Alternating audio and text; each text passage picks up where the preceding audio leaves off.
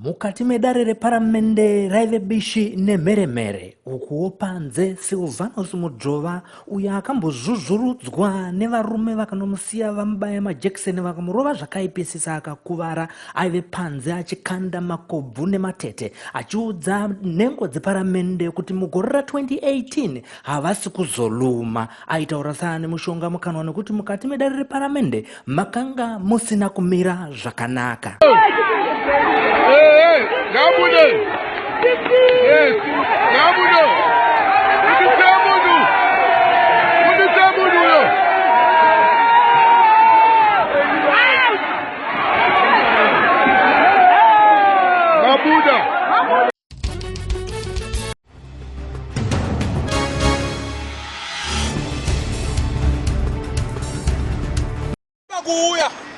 Magwara ari muParliament of Zimbabwe.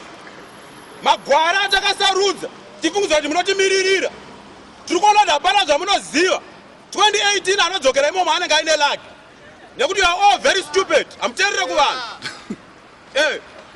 Takakuudzai kudhara mvura hakusina kuvanhu hakunwa mvura yemabhoho. Takuita kunge tese tiri kureserve. But hazvina kubvira zvakadiscusswa kana one day in that parliament.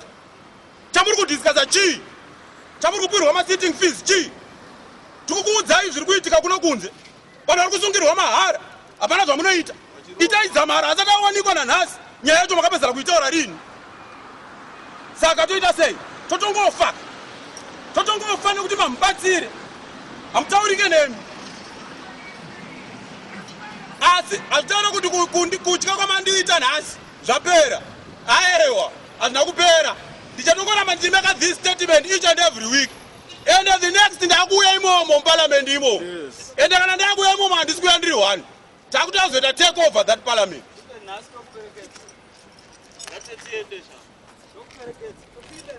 Kana muchida kuvewo kutanga kunzwa nyaya dzakadai mazuva ese, garai makateya pa YouTube nekuklika button rakanzi subscribe. Munobva maita wokutanga pa ZimDI TV News kunzwa zviri kuitika.